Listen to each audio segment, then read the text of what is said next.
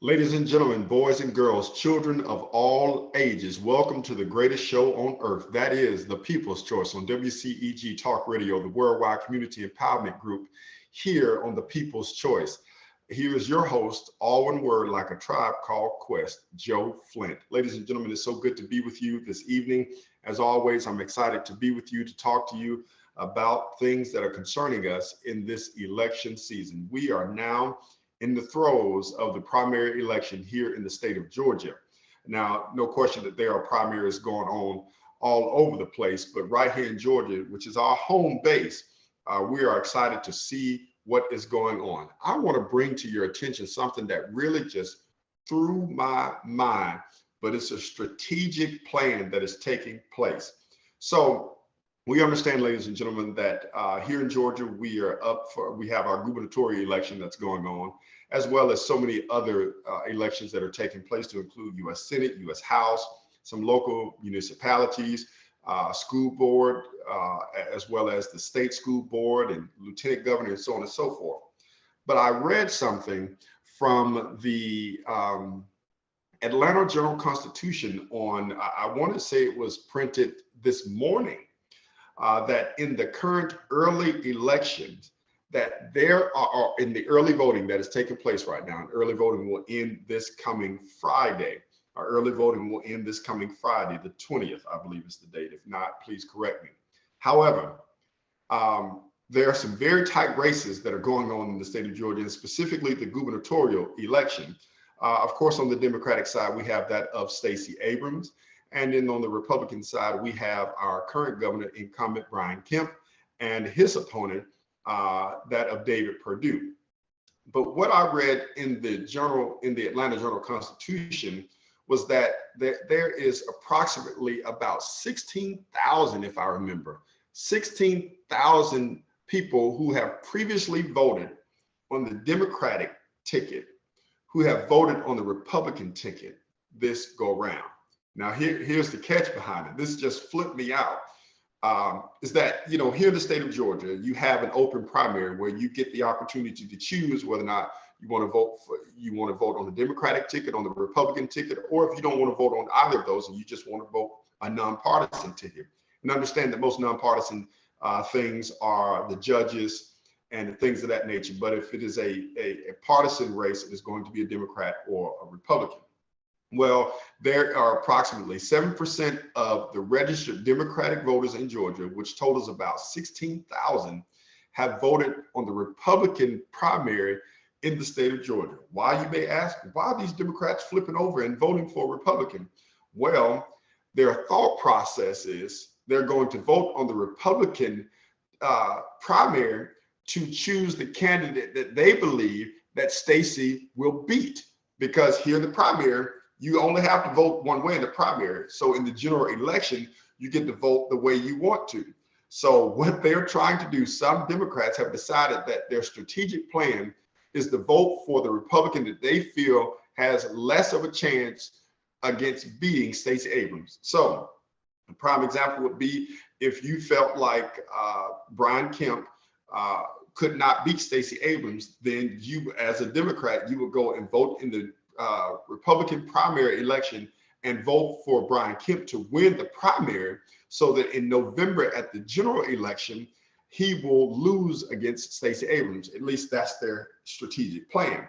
Vice versa, if you felt like she would beat, David Perdue, then you would choose David Perdue. But there so far in the early voting, 16,000 registered Democrats who have in the past 2 or 4 and 3 or 4 elections have voted Democrats, have decided to vote on the Republican primary so that they can choose the person who they feel has less of a chance to beat Stacey in the general election come November.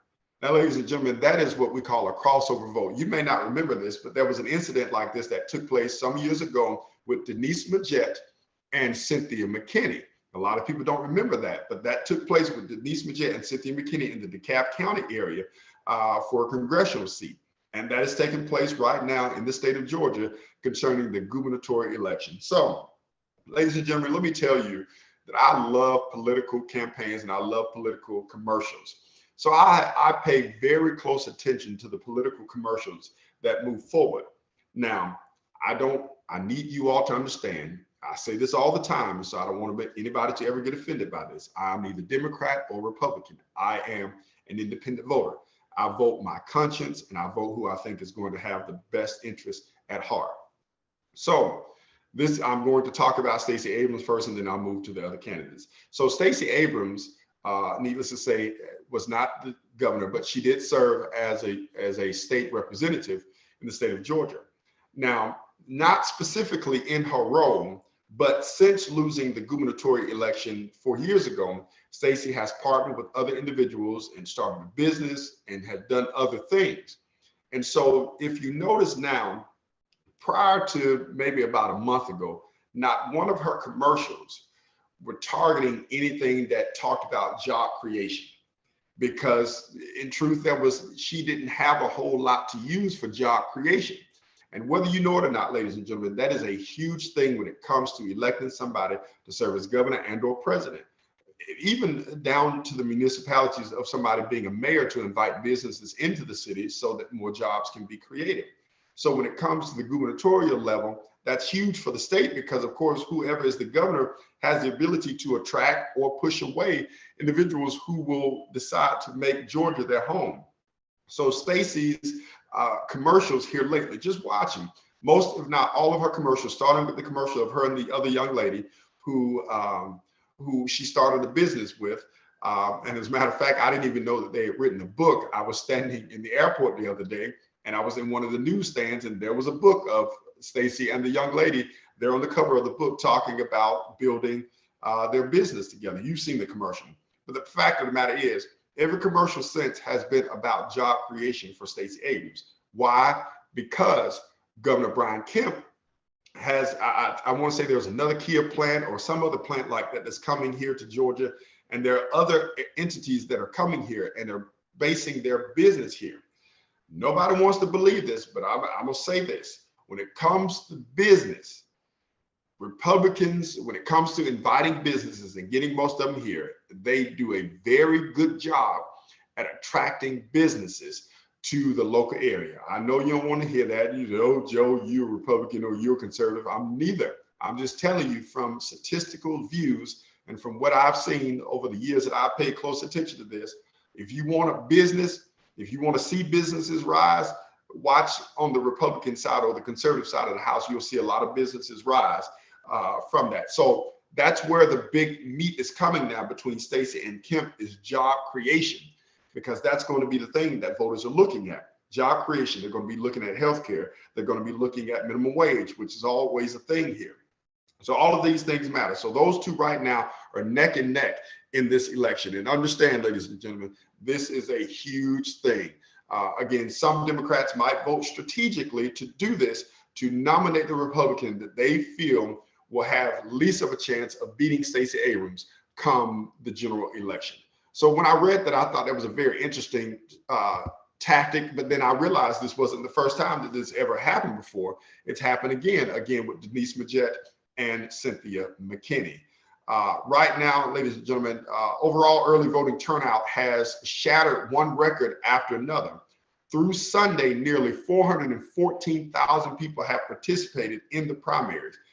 Nearly 500,000 people have already voted in the primary. That includes 57% who have cast GOP ballots, and a higher proportion in part because of contested races at the top of the ticket. Another 43% have chosen Democratic ballots, and less than 1% have voted nonpartisan. Ladies and gentlemen, the question was just asked of me, did that strategy work when it came to Denise Majette and Cynthia McKinney? It actually did. Denise Majette ended up beating Cynthia McKinney in the general election. That's what they did.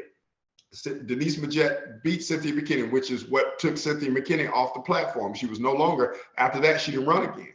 But she, Cynthia McKinney stayed in office, I can't remember the number of years, but she was the go-to person for that district in DeKalb County. But when the Republican Party did crossover votes and got Denise Majette in there, they ousted Cynthia McKinney. So this may be a good strategy for the Democrats, but they have to be mindful because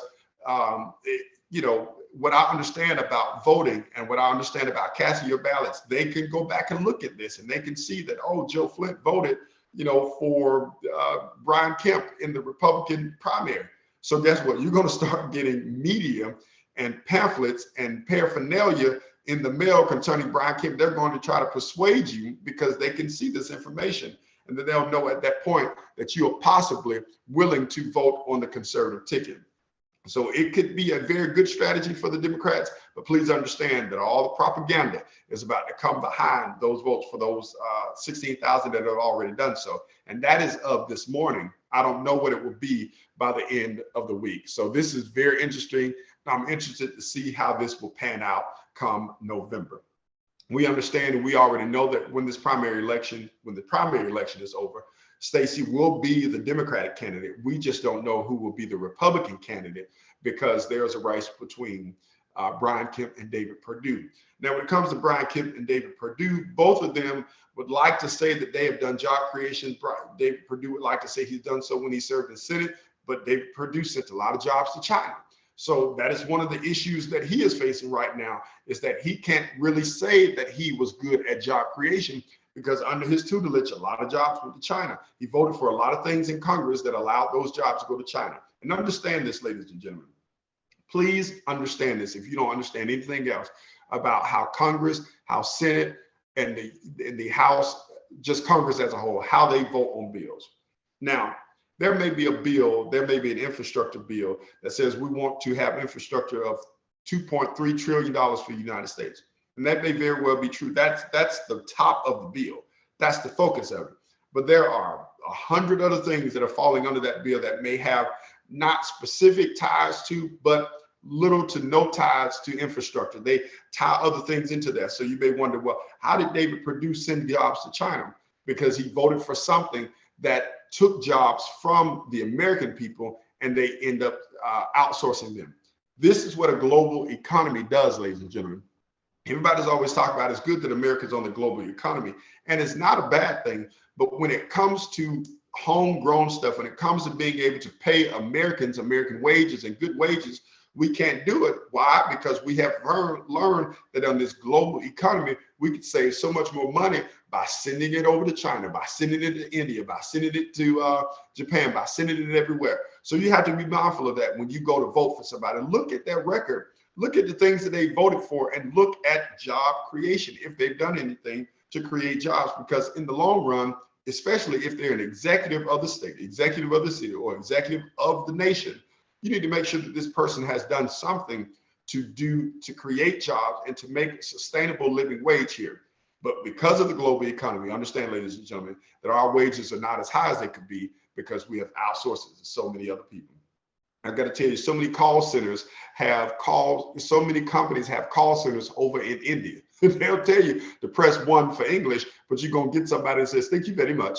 These views are not the views of WCEG. These are the views of Joe Flint and not anybody else. But the point that I'm making is that you'll hear very often that these companies will outsource this for somewhere else because of the global economy that we live in. So let me move forward. Let me get here. Let's go down the roster of the current, the open ballot. So we have the U.S. Senate race. Ladies and gentlemen, this race is heating up. I watched the commercial. Again, I love political commercial ads. I love them. So I watched the commercial the other day for Herschel Walker, and I just almost fell over in my seat laughing because they are trying to create boast Herschel Walker as a national hero. And let's just be honest, Herschel Walker hadn't done anything. I mean, now granted, I'm a Georgia Bulldog fan. I love Georgia Bulldogs. He won, he was a part of the national championship team that won back in 1982 or 1980. But beyond that, I mean, he played some professional football, and he was a crybaby in the professional football because when he didn't think he was getting enough playing time, he would start complaining. But the fact of the matter is, he is the Republican candidate for the U.S. Senate seat that is against Raphael Warnock. Same thing. So when it comes to political commercials, both, I'm just going to be honest with you, neither of them have a record that they can really boast on. And let's just be honest, and this is nothing against Raphael Warnock, but he hasn't been there long enough to have created a true record. So this is not me downing him. This is just me saying that he hasn't been in Congress long enough to really create a sustainable record of anything. And so when you listen to his commercials, you have to pay attention to some of the things he's talking about. Like one of the commercials was talking about the people who are sending over the price that we're paying for certain things because they're coming over on connexes and stuff like that. So he says that he's attacking these people to make sure that we're not paying overpriced for things that are coming over on the slow boat from China. Now, granted, this is an important thing because we're paying astronomical prices for things. However, most people aren't even looking at that or recognize that. All we know is that we're paying more money for something that we didn't pay for the other day. As a matter of fact, when I went in the store to buy oranges the other day, I've been paying 64 cents for oranges, and now oranges are 98 cents. I almost threw them oranges back at them. But because I love them, I bought them. The oranges have jumped 30, almost 50% in the time, 30, 40% in the time in which I would just buy them on a regular basis. So that is something to look at. So Raphael Warnock, and now Raphael Warnock can talk that he has served in the Senate thus far and knows and understands the working of the Senate, whereas Herschel Walker has no, I don't even know if he knows he's here, but he has no earthly idea of what it means to serve in the Senate. And so now we have two, we have an incumbent, and then we have someone else, Herschel Walker and Raphael Warnock, who are going for these seats. Understand, ladies and gentlemen, the reason why Raphael Warnock is up for re-election is because he was finishing out Johnny Isakson's seat. It wasn't that it was time for him because he had just got elected. People are asking, why is he running again? I just voted for him a few days ago, this, that, and other. It's because the seat, we had to fill the vacancy. And so now the time for him to actually run for the time or for the actual seat is at hand. And so that's where we stand right there. Now, I don't know whether you're a Democrat or Republican, if you're liberal or conservative, but I got to tell you that that is the only Senate seat that's up for election here in Georgia right now. The John Ossoff seat is not up for election. Let me back up here. One of the funniest things that I remember, and I have to go back to the gubernatorial race. One of the funniest things that I remember, I was watching the Republican debate. I don't want to say it was the first one. And I was traveling on the road listening to it. And it was against, again, Brian Kemp and David Perdue. And David Perdue, you know, he could dodge a question in a heartbeat. But David Perdue, they asked something about immigration. And David Perdue said to Brian Kemp, he says, now I remember doing your governor commercials or gubernatorial election commercials, you had a shotgun in the truck and said you were going to round up all the illegal aliens. And David Perdue said, well, what happened to your truck? Did it break down? I thought I was going to die laughing in the midst of this debate. He said, what happened to your truck? And then, oh God, Brian Kemp said it's still running. But the fact that David Perdue came at him about his truck was hilarious to me. He said, what happened to your truck? Did it stop running? So they were going back and forth with each other about illegal immigrants and about Brian Kemp's commercial about the shotgun and the trucks and rounding up the illegal aliens. And David Perdue was trying to say that he hasn't done anything concerning the borders here in Georgia. And one last thing I'll say about the gubernatorial election, and I can't say that I've heard anything about this from Stacey's camp, but again, I saw this from the Republican camp.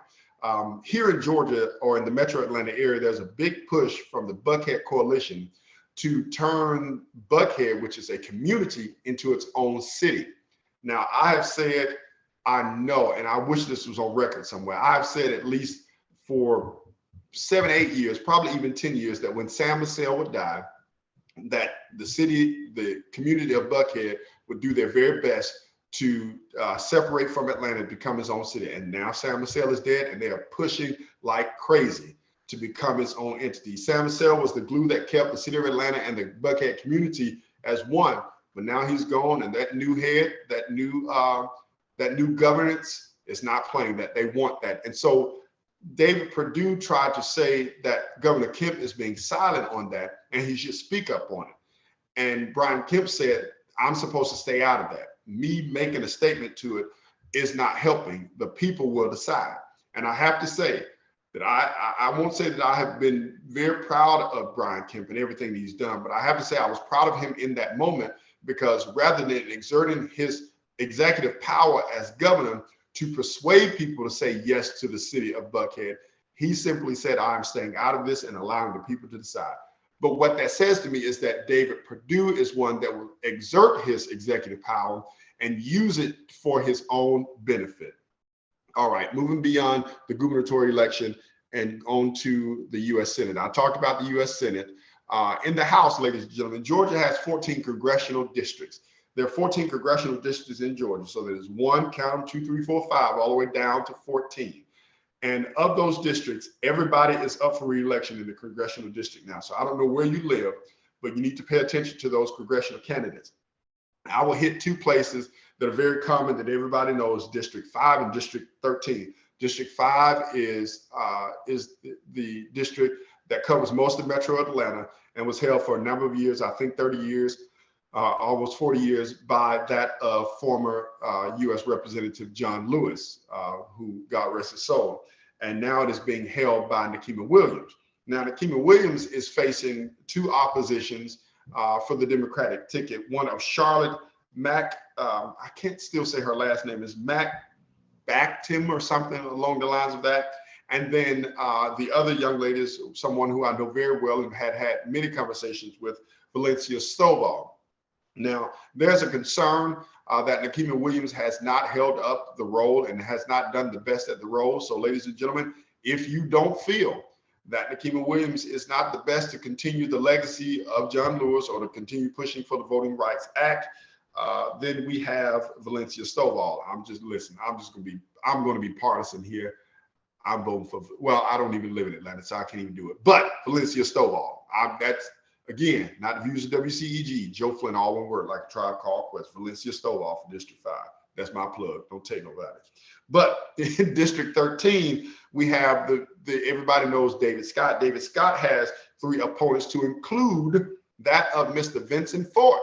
Ladies and gentlemen, you all know Vincent Fort. You know him very well. Vincent Fort has served the city of Atlanta, and now he is running for a political seat on the congressional level. So listen, if you have the opportunity to check these people out. But now those are the only 2 that I wanted to bring forward, because those are very familiar names and districts. Lucy Macbeth is running in her district. I want to say she might be District 16 or 8. I can't remember. But you know Lucy Macbeth. She's a retired Delta flight attendant, and she is the mother of Jordan Davis, who was shot at the gas station. So if you want, please go back and take a look at those elections. But again, all 14 of the Georgia's U.S. House races are up for election. So take a moment to look at that. We have 6 here in Georgia. There are 14 districts. 6 of those districts are Democratic districts. Currently, 6 of them are Democratic districts, and currently 8 of them are Republican districts. So again, that gives us 14 right now. Now, if you want to split it, if you want to make it even, if you want to do something to have the Democrats have a bigger lead, Lucy Macbeth is the 6th district, excuse me.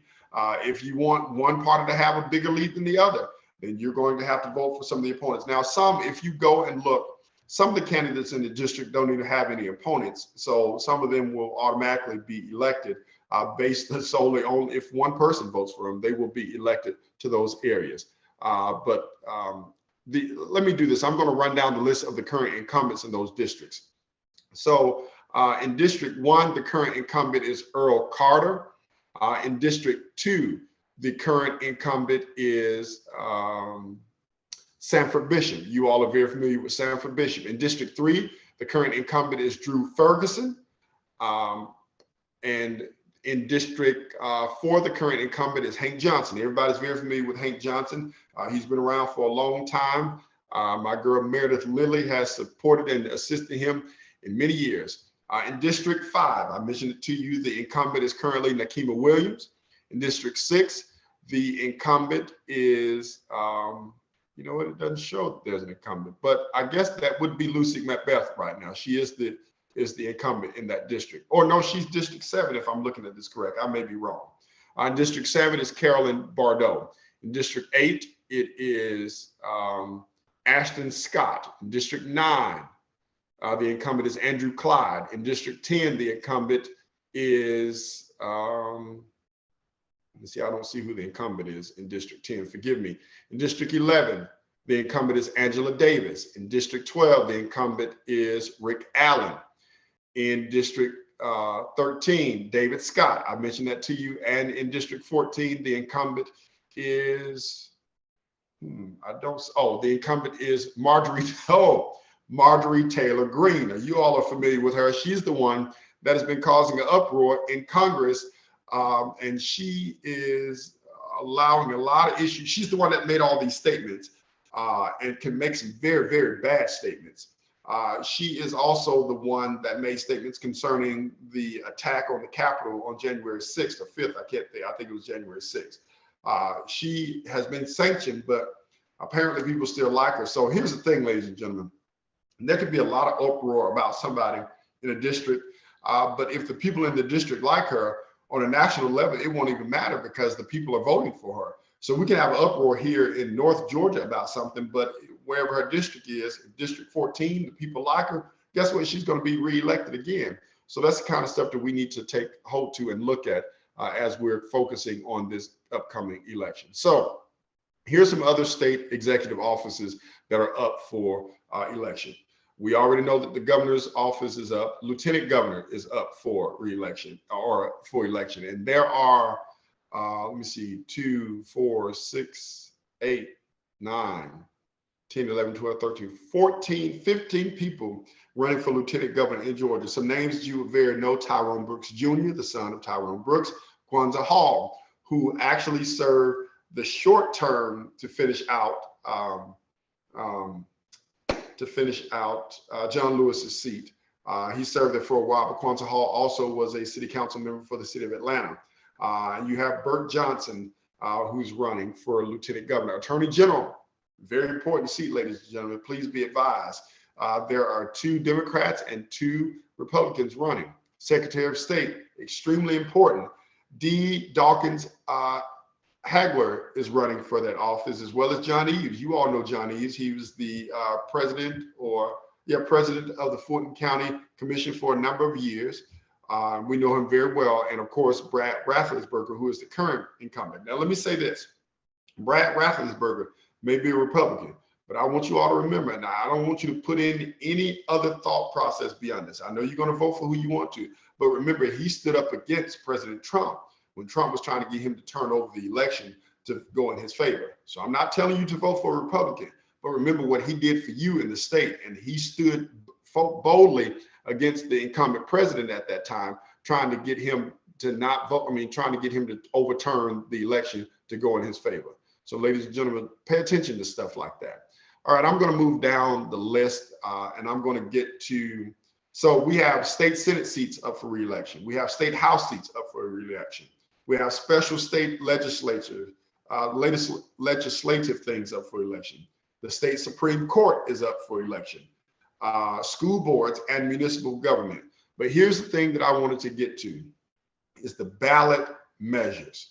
So I had someone, a cousin of mine, to inquire about the ballot measures. So there are, let me see, there are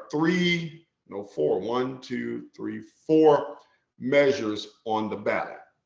So 1, the title says to suspend compensation for public officers indicted for a felony amendment.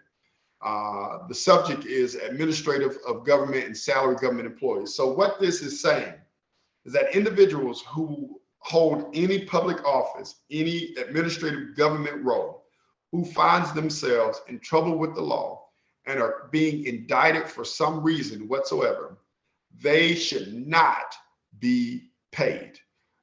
It says it allows the suspension of compensation of certain public offices while the individual is suspended from office for being indicted for a felony.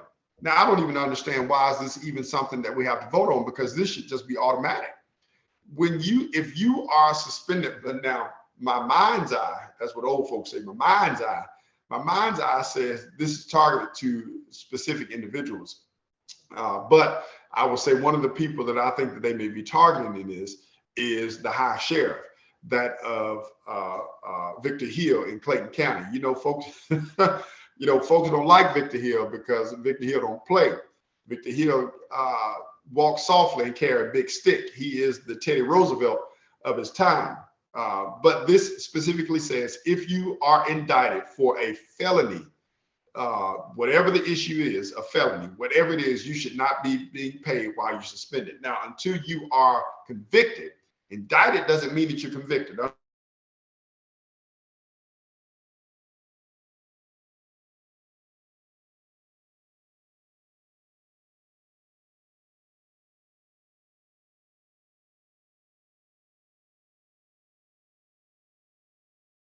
You should not be able to be compensated in your office at the time, and that somebody else should be able to be paid for that. I'm sorry, I'm having internet issues right now, and it's back. So I do apologize for that, but it is saying that if you are a government official and you have been indicted on charges of felony, then you should not be being paid. So let me just say this is my view, not anybody else's view. Everybody that's indicted is not guilty. I do agree. However, if they're suspended and not in the role, then I don't think they should be paid their full salary. I don't know what their living arrangements is like and what their money is like, but if they are currently suspended, and some people have been suspended for a year, why would we be wasting taxpayer dollars to continue to pay for somebody who is not doing their job? So I don't know if there could be some kind of contingency fund for them. But if they are suspended and not doing their work beyond a certain amount of time, now here's the thing I would add, beyond a certain amount of days, or maybe 90 days or 120 days, whatever it is, that would be me. I would say after maybe 120 days, they're not to be paid. This is basically saying once you're indicted, or so you can be suspended and not indicted. Once the indictment comes, then you should not be paid. So I think I do agree with this one. I think I told you before to vote yes on it, because there's an issue. Granted, now sometimes they just bring up indictment charges on people because they don't like them. But after a certain time, in my mind's eye, I would say that after about 120 days, we should not be paying them, because at that point they're suspended. They're not doing the job for which they've been hired to do. So why should the taxpayer dollars continue to pay for them? That's that one. The next one is the temporary property tax change for disaster damaged properties amendment. It's a tax issue. So it says authorities, local governments to grant temporary property tax changes to properties damaged by disaster events and located within disaster areas. So prime example, if a natural disaster comes into Metro Atlanta area or South Georgia, wherever, tornado comes in and destroys, just an astronomical amount of businesses. What this is saying is that we will temporarily suspend or allow the tax bracket to change for them, because listen, this company is not able, these businesses are not able to sustain themselves right now because they have been devastated by a natural disaster. So they don't have the funds. They do, but they don't have the funds to just automatically go back. And they need some kind of tax break in the midst of them trying to recover. So I do agree that if a business is affected by a natural disaster and it takes them months upon months to get back together, the taxes that they pay the following year should not be the same that they would pay any other year. There should be some kind of decrease or some kind of metric level for them so that they're not spending all the money out of their pockets. They just got themselves back on their feet. The other measure is that of merged family-owned farms and dairy and egg tax exemption measure, taxes of agriculture.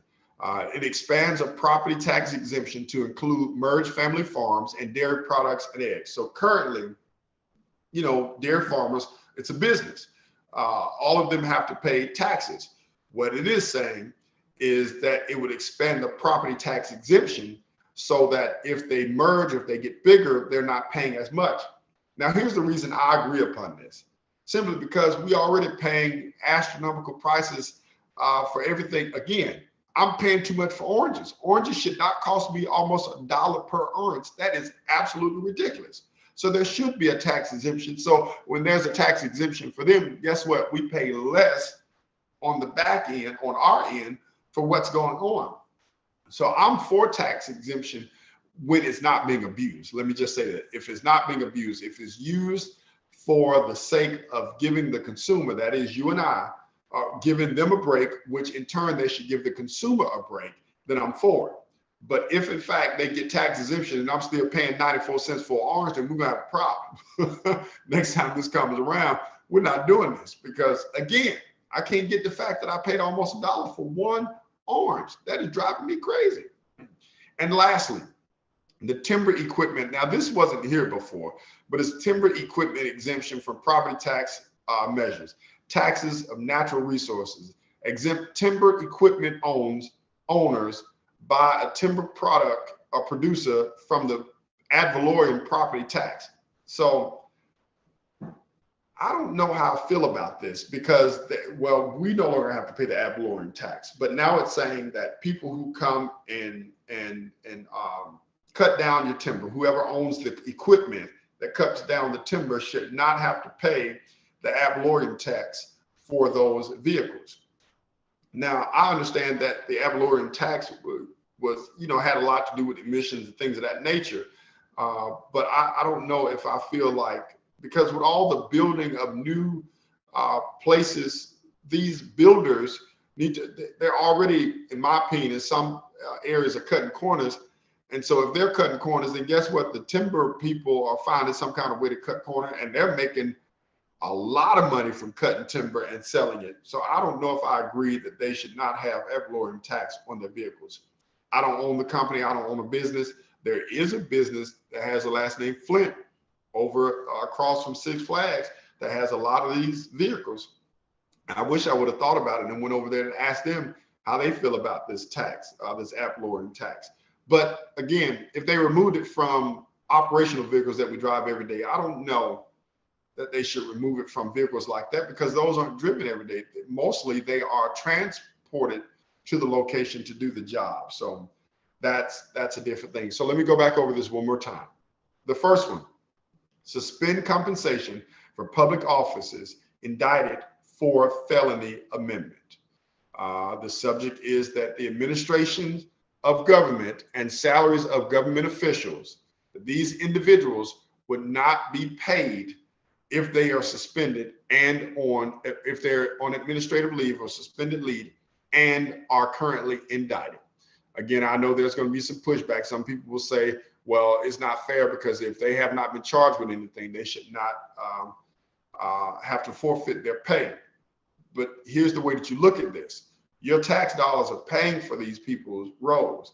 And if in fact they end up being convicted as a felony for whatever the issue is, and they've been suspended for a year, guess what? We've paid their salary depending on what we've given them $200,000 free dollars. If their salary is $200,000, we've given them $200,000 free dollars for sitting at home doing absolutely nothing, and they're about to go to jail. So now they got enough money for their defense fund to continue going on with their lives. So it's any member of the General Assembly. These are the people that it affects. Any member of the General Assembly, the governor, the lieutenant governor, the secretary of state, the attorney general, state school superintendent, commissioner of agriculture, commissioner of insurance, commissioner of labor. If you vote yes, supports suspending compensation for those following office. If you vote no, suspending compensation for certain public offices while the individual is suspended from the office for being indicted for a felony. That's basically saying, let's just keep paying them. It's not hurting me anyway. Some people would say, like me, for child support, I don't even miss the money. It's been coming out so long, it don't bother me. but your taxpayer dollars are something completely different. Your taxpayer dollars should be paying for the service. And if this person is not there in the service, then they don't need to be paid. Let me just give you an idea of what the governor makes. Right now, in the 2020 fiscal year, the governor makes $175,000 a year.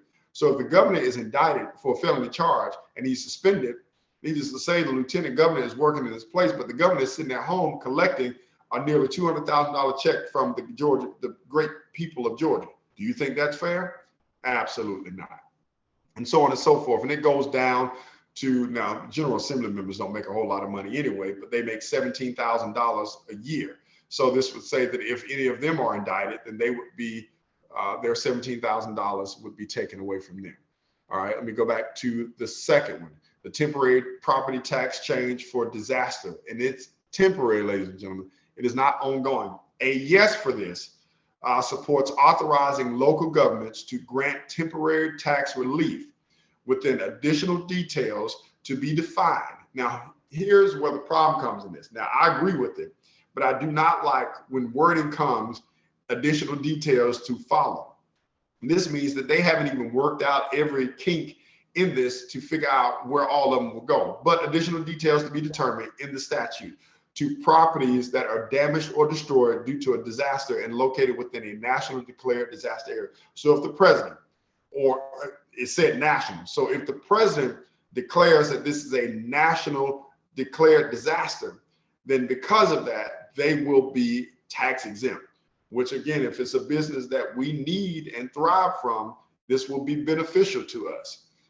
Here I have a Facebook comment that says, to your earlier point, if we are innocent until proven guilty, why shouldn't a person get their full salary until proven guilty? I don't have a problem with it, but here's the thing: if they are suspended for 6 months, say for instance, if they're suspended for a year, do you want to continue paying them for a whole year and they're not doing their job? That's the question. I completely understand what you're saying, and I would agree to an extent, but my thing is what they should put is a limit of time. So if they're suspended upon a certain time, and I probably need to go back, let me go back and look at this and see if there is something else to be determined. It does not say, like the one that I just read that says additional details. In this one, there are no additional details. But to the point, I agree that if they are innocent, they should be paid. But I also say that there should be a cutoff. If you are currently, if it's taken the state or whomever a year to figure out, if you're suspended for a whole year, I just don't think that we should be paying. If you're the governor, I don't think we should be paying you $200,000 to sit at home. Now, I do agree that they should be paid until they're proven guilty, but I just think it should be a cap. I think I think they should be, yeah, I think they should be paid until, let me back up. If they're innocent, they should be paid, but we won't know if they're innocent until they go. So the way the law is written, or the amendment is written, is that if they are indicted for a felony charge, if they are suspended, and then if they are indicted of a felony charge, they should not be paid. So my thought process is they shouldn't, but my A or B clause would be of a certain amount of time. So if they're suspended more than 6 months, then I don't think they need to be paid. But if it's a 6 month time period, then I'm fine with that. But my biggest point is if it's a whole year, if a whole year goes by and they still have not been taken to court, that's a year of your tax dollars paying for somebody who's not doing their job. That's where the question, that's where the problem comes in for me. I agree they're innocent until proven guilty, but there is some kind of issue with that. And so it says suspended pay until proven innocent, retro back pay. So I'm good with that. Absolutely. Give them their money back. If they are proven not guilty, give them everything that they're owed. I completely agree with that. But I just feel like if they're out for an extended period of time, the taxpayer should not be responsible for that bill. That's just my thought process on that. Again, with the temporary tax change for those devastated areas, again, that is based on, it's temporary, it's not forever.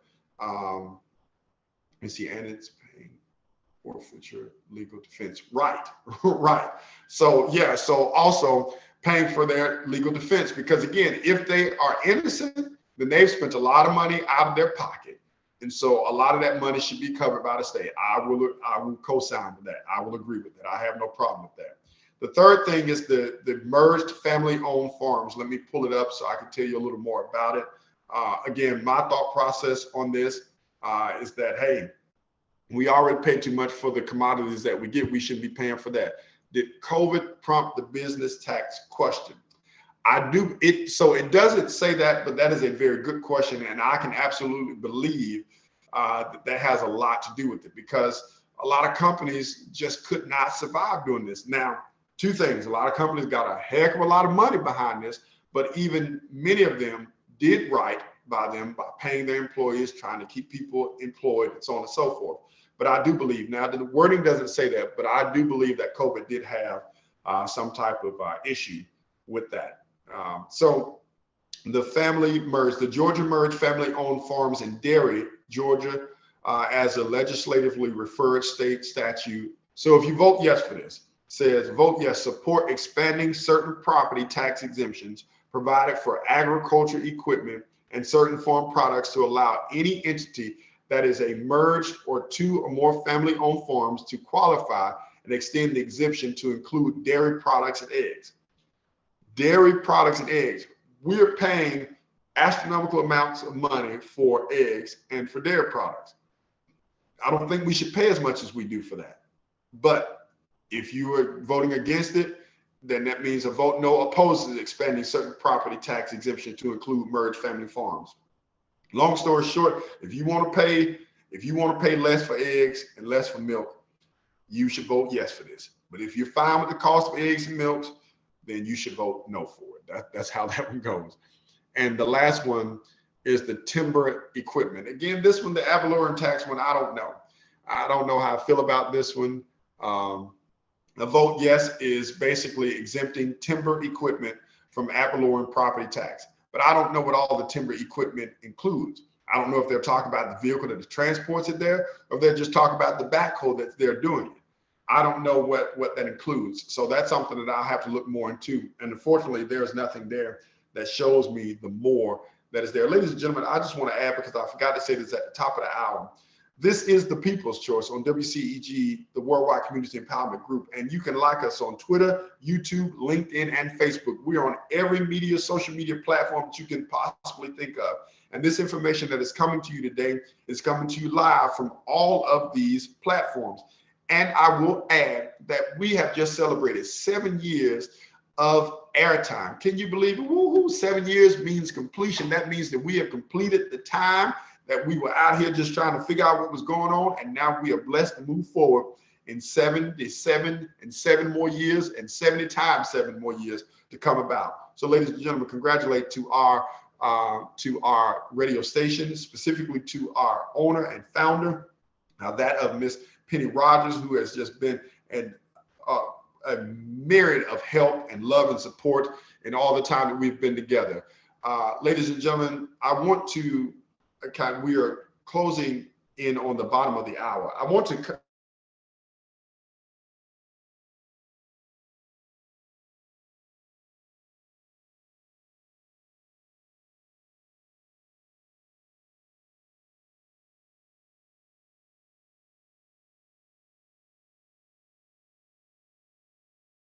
and in everywhere. And the unfortunate thing is, I don't agree with the purging, but I do agree that the individual needs to exercise their right to vote. Part of the problem is, and again, I'm not agreeing with the voting purging, but however, so many people just don't vote. And so, it's kind of one of those things, why give something to somebody and they're not going to use it? Why would I bring you a car and park it there in your driveway and give it to you free, but you never ever use it? Voting is the most sacred thing that we can do as citizens of these United States. I don't care what your nationality is. I don't care what your color is. I don't care if you're a Democrat or a Republican, a Jew, a Gentile, a Protestant, or a Catholic. I don't care what you are. What I do care about is that you exercise your right to vote. Voting, again, as John Lewis would say, is one of the most sacred things that we can do here in our great state, but in our great nation. And if you don't exercise the right to vote, ladies and gentlemen, you are missing out on the opportunity.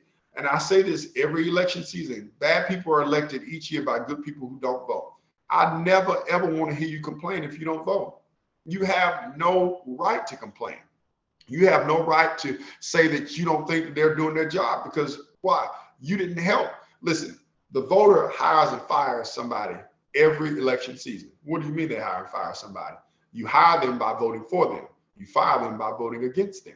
So if you believe that this person who is currently in this office is doing a good job, then guess what? You've extended their contract a little while longer.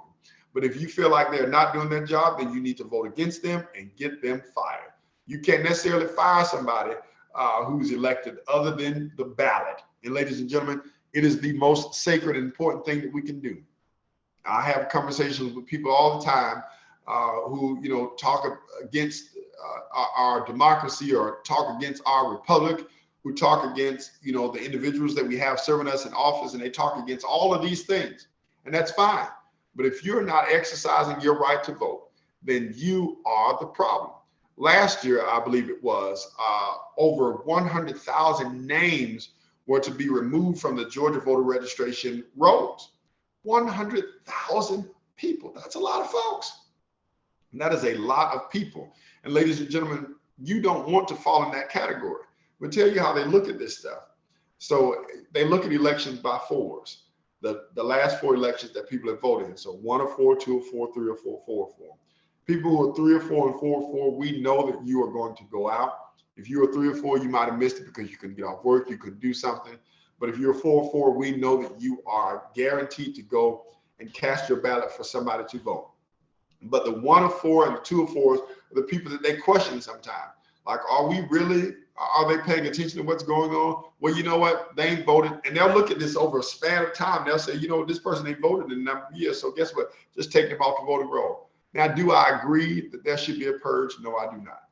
But I am saying that if you don't exercise your right, then you're wasting space for somebody else who can actually get up and do something, or who can actually make the difference for somebody to be elected who can serve the roles that need to be served and fulfilled in our nation. Ladies and gentlemen, we are just a few moments away from the bottom of the hour, and I just want to take this opportunity to thank you for joining us again here on the People's Choice on WCEG Talk Radio, the Worldwide Community Empowerment Group. And before I go, I want to run down the list again of all of the offices that are up for election in the state of Georgia. I need you to know who they are so that you won't be coming back saying, I didn't know they was running. I'll never forget, it's a true story. I was in Michigan working political campaigns in Michigan, and President Obama had already been in office. As a matter of fact, I think this was it was midterm election. And I remember knocking on the door and asking somebody, are they registered to vote? Midterm election now, Obama had already been in office for 2 years, and the individual would say, oh, you got to worry about it. I'm voting for Obama. Sir, the president was not up for re-election at this time. This was midterm election. But that, ladies and gentlemen, proved to me the lack of knowledge and the lack of focus and respect for the election process. This person had no earthly idea that the president was not up for re-election at this moment, but that everybody else who makes all the decisions in his backyard were up for election. And I've seen that here in Atlanta, but I always refer back to that because I remember it so vividly. And he was so serious. He was like, don't worry about it. I got Obama back, sir. He was not up for re-election. So right now in the state of Georgia, ladies and gentlemen, again, early voting ends this Saturday, this Friday. Up in Georgia, up in here, we have the gubernatorial election. We have 1 Senate seat up for election. We have 14 congressional district seats up for election. We have a state Senate, state House. These people are the ones that make let me say this before I go, because people get this confused. There are federal Senate and federal House. That is U.S. Senate and U.S. House. Then you have Georgia Senate and Georgia House. I didn't realize just how many people didn't understand that. But in every state, there's a legislature, and you vote for the individuals, your Senate and your state representative, to make the laws and the things that take place in your state. But on the national level, you have the U.S. Senate and U.S. representative. So be mindful of that, ladies and gentlemen. Pay close attention to that. You'll see Georgia Senate, Georgia House. You'll see U.S. Senate, U.S. House. They're not the same thing. Please understand those are 2 different things. So don't bypass it on the ballot. Make sure you vote all the way down the ticket. All the way down the ticket. I can't, there's a question of, do I remember the questions of the late great, my mentor, God knows I love this man, Reverend Albert E. Love. I can't remember right now, but I will tell you that he would always tell you to vote down the ballot. Vote all the way down the ballot. Don't just pick and choose. Understand, ladies and gentlemen, that all of these offices are up for election, and you need to make sure that you choose the person that's there. Oh, the representative. Let me see. I don't know who is his representative. He lived in the Boat Rock area. So I would only assume that the representative for Reverend Love would have been or would be currently Nikema Williams. Nikema Williams, because I believe well, I know for a fact that Campbellton Road corridor, the Boat Rock area where Reverend Love lived, is still covered under District 5. So his representative was that of John Lewis, and now currently, although Reverend Love is resting in peace, it is that of Nikema Williams. So that's who it would be. But ladies and gentlemen, I cannot stress to you the importance of voting. So understand there's U.S. House, U.S. Senate, Georgia House, Georgia Senate. Pay attention to that and vote all the way down. Don't feel like you have already voted it. Make sure you look at that. We have the state Supreme Court. These people only serve a certain amount of time. You all half the time don't even know that we have a Georgia State Supreme Court who is the law of the land here in Georgia. Please understand, ladies and gentlemen, that these offices are up. They are up for re-election. So make sure that you're putting somebody there who you think is there. There's one U.S. congressional district. There are 14 U.S.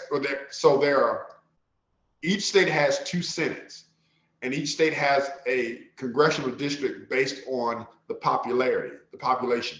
Here in Georgia, our population only allows for 14, so we have 14 congressional districts. So there's U.S. Senate, U.S. House. U.S. Senate, U.S. House. But all of them are considered Congress. All of them consider Congress. So you won't see that on the ballot. You won't see them say Congressman this or Congressman that. They're all considered Congress. They all are considered Congress. The state Supreme Court, make sure you're voting for everybody in the state Supreme Court. Make sure you're voting for everybody in the local school board. Make sure you're voting everybody in the municipal government. Make sure you're voting for the ballot measures that we went over. Make sure you vote for everybody. I tried to be as informative this evening as I could on those ballot measures.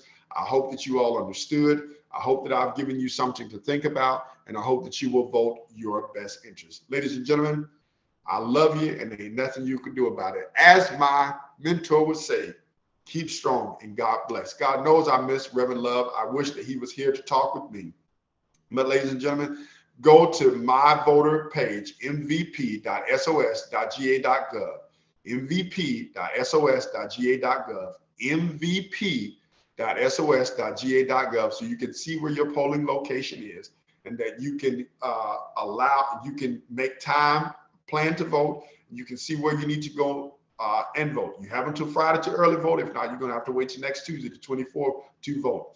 But if you have the option, please go early vote so that you won't have to worry about the issues that are taking place on election day.